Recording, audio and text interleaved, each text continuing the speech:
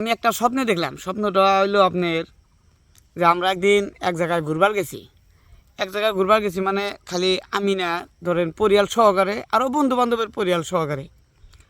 আর সেটা হলো নাও দেওয়া ঘুরবার গেছি।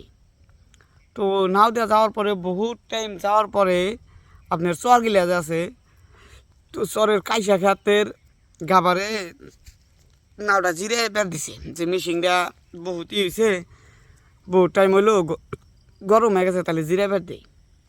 তো মিশিংটা জিরে বের দিছে দিয়ে আমরা একটু নামছি। তো নামার পরে আমি আবার পেশাব করানো হয়েছি। তো পেশাব করলে হলে তো ধরেন বালু মাটি তো খুঁজে যাব।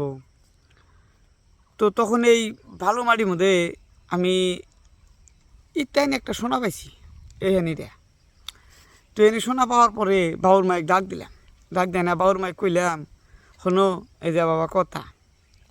তো বাবুর মা সোনা দেহেরা আমাকে কইতেছে, কয় ভালো হয়েছে আঙের কপাল ফুটে উঠছে। এই টাইমে আঙের কপাল ফুটে উঠছে, আমাক এক ভরি দিয়ে একটা মালা বানা দিবেন, আর এক ভরি দিয়ে কানের তা বানা দিবেন, আর এক ভরি দিয়ে শাখা বানা দিবেন। তারপরে আবার যে এনে থাকবো হেনি বেছে আমাকে পায়ের তা বানা দিবেন।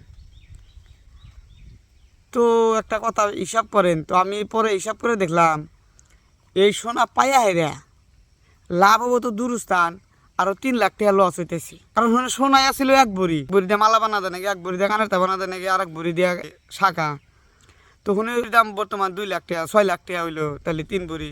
তো আমি ওটা বেচলি নয় 2 লাখ টাকা বেচাম, তাহলে আমার 4 লাখ টাকা ভরা লাগতেছে, তাহলে কইয়াও কি লাভ হইলো। তো এই ভিডিওটা খালি আমাকে আগে বাবুর মায়ের জন্য না, এই ভিডিওটা হলো যে আপনাদের মতো মহিলাদের জন্যে। বাস্তবে তো শান্তি নাই, স্বপ্নেও শান্তি দেন না এনারা।